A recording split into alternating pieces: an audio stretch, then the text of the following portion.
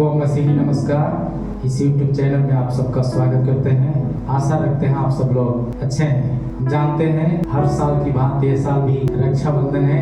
रक्षाबंधन का देशवासियों को हार्दिक बधाई देते हैं। पर बाइबिल हमें रक्षाबंधन के बारे में क्या सिखाती है, इसके बारे में हम लोग देख सकते हैं। रक्षाबंधन एक त्योहार के तौर पे मनाया जाता है कि भाई बहनों का बीच का एक संबंध है, एक प्रेम को दर्शाता है। ये सुरक्षा का बंधन है। ये रक्षाबंधन पेड़ की सुरक्षा के लिए होता है, बहनों की सुरक्षा के लिए होता है, देश की सुरक्षा के हित में होता है। फिर भी आज न देश सुरक्षित, न बहन लोग सुरक्षित है, न भाई लोग सुरक्षित है, न हमारा कोई पेड़ सुरक्षित है देश के अंदर। पर बाइबिल हमें उस प्रेम के बारे में ये बंधन रक्षाबंधन एक प्रतीक के तौर पर मनाया जाता है। पर मैं आपको बताने के लिए चाहता हूँ, पौलुस हमें स्पष्ट तरीका से दूसरा थिस्सलुनीकियों का पुस्तक 2 अध्याय का 15 आयत में एक बात बताते हैं। वो बात को हम ध्यान से सुनिए वचन में जी। इसलिए है भाइयों स्थिर रहो और जो बातें तुमने चाहे वचन या पत्री के द्वारा अपने पत्री के द्वारा हमसे सीखी है उन्हें थामे रहो। उन्हें क्या करो, थामे रहो। हमारा उद्देश्य क्या होना चाहिए? जैसे यीशु मसीह पापियों को बचाने में प्राण तक दे दिया, हमें भी कोई दुख उठाना भी पड़े तो भी हमारा मोहल्ले का पेड़ एक भी कटना नहीं चाहिए, क्योंकि पेड़ है तो एक अच्छा स्वास्थ्य के लिए लाभदायक का कारण बन सकता है। आगे समय पर वर्षा को हम देख सकते हैं। इतना ही नहीं, हमारी बहन लोग सुरक्षित रहना है तो पाप से बचना है तो हम इस बात को जानना चाहिए, वचन है, वचन परमेश्वर है। जिसके अंदर वचन का प्रभाव है, अपना बहन का समान दूसरों से भी प्रेम करेंगे। हम क्या करते हैं, हम अपने को बहन समझते हैं। हमारे पड़ोसी की बहन है तो हम उससे भी बहुत बार क्या करते हैं, बहुत तरह की रक्षा तो बंधवाते हैं, लेकिन वो बंधन कोई गलत नजरियों से करते हैं। हम इंसान को तो धोखा देते हैं, लेकिन उससे बढ़कर परमेश्वर को धोखा देते हैं। इंसान से तो बच सकते हैं, लेकिन परमेश्वर से नहीं बच सकते। ये सच्चाई हम लोग जानना चाहिए, क्योंकि परमेश्वर का वचन आईना है। सरकार कहता है, हमारे देश की सरकार पेड़ लगाओ, पर हमारे लोग क्या करते हैं, पेड़ को काटते हैं। जी नहीं, रक्षाबंधन इस बात का संदेश देता है, जैसे यीशु मसीह हमारी सुरक्षा के लिए स्वर्ग का महिमा छोड़कर अपने आप को दे दिया, हमें भी मरते डूबते हुए लोगों को बचाने की जरूरत है। जो रोड के किनारे सोते हैं, आमिर, उनको कम से कम आपके पास एक पुराना ही कपड़ा होगा। रक्षाबंधन इस बात का संदेश देता है, उसके लिए वो आपके पास बहुत कपड़ा है तो पुराना है, लेकिन जिसके पास नहीं है उसके लिए वो नया कपड़ा है। वो उसका तन को ढकने की जरूरत है, चाहे बहन का हो या भाई का हो। सुरक्षा देना हम सबका उत्तरदायित्व है, उत्तरदायित्व है। रक्षाबंधन इस बात का संदेश देता है। इतना ही नहीं, कोई भूखे हैं तो आमीन, आपके पास यदि 2 रोटी है, उसमें से कम 1 रोटी अपने पड़ोसियों को देने का भी तत्पर रखे। हालेलुया।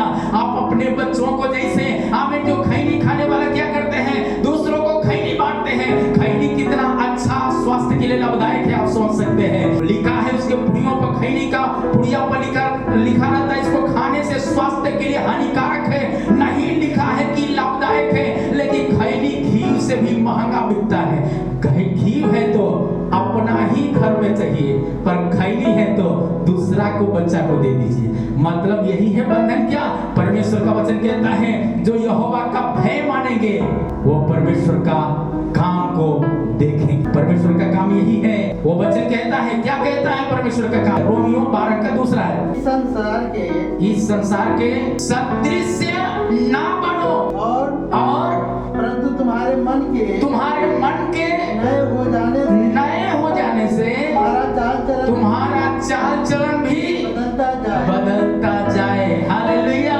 मतलब दिखावटी बंधन की जरूरत नहीं है, हमारा आत्मिक बंधन होना चाहिए। ये तो तागा है, आमीन, 15 दिन तक तागा सुरक्षा के लिए है। 15 दिन के बाद रंग भी जाएगा, तागा भी टूट जाएगा। असली आपका बंधन जीवित खुदा से होना चाहिए, सर्वशक्तिमान से होना चाहिए, जो पापियों के लिए अपना जान तक दे दिया। पर ईश्वर मरता नहीं, इसलिए कब्र में से तीसरे दिन जी उठा।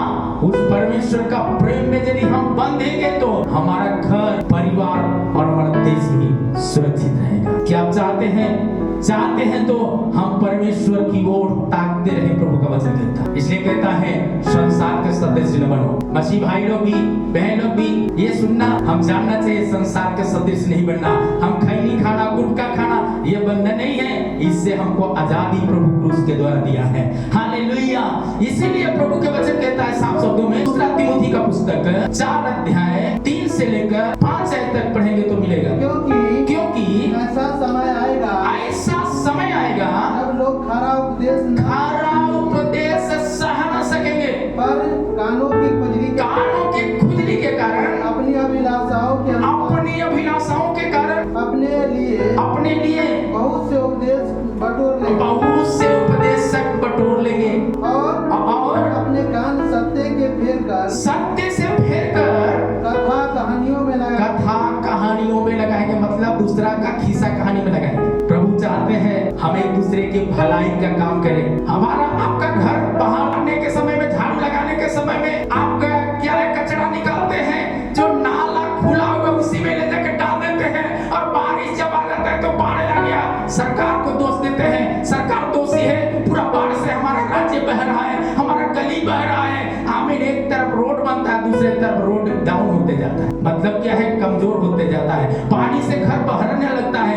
इसका मतलब जो नाला बनाया सरकार है, सुरक्षा सिर्फ सरकार का जिम्मेदारी नहीं है। रक्षाबंधन इस बात का संदेश देता है हम परिवारों का, हम देशवासियों का भी उत्तरदायित्व है उसका साफ सफाई का ध्यान करना। हमारा और आपका उत्तरदायित्व है हमारा पेड़ का सुरक्षा देना, हमारा परिवार का सुरक्षा देना। जैसे अपने सुरक्षा परिवार का देते हैं, वैसे पड़ोसियों का भी परिवार का सुरक्षा देना हमारा और आपका उत्तरदायित्व। रक्षाबंधन इस बात का संदेश देता है। मेरे प्यारे परमेश्वर का प्रियजनों, इस बात को वचन कहता है साफ शब्दों में, खिस्सा कहानियों का नहीं। आमीन। हम अपना घर को जैसे साफ करते हैं, अपने गलियों को भी साफ करने के लिए, और अच्छे जगहों में जहाँ कूड़ादान है उस जगह में डालने के लिए सरकार हमारा अलग अलग जगहों में कूड़ादान का व्यवस्था बना के रखा है। उसी जगह में रोड में चलने के समय में पान खा के कोई गाड़ी चलाते हैं, पीछे गाड़ी वाला आ रहा है, किसी को ध्यान नहीं है, वो चलते चलते थूक देते हैं। क्या रक्षाबंधन का यही मतलब है? रक्षाबंधन का मतलब यह है हम परमेश्वर जैसे हमारे लिए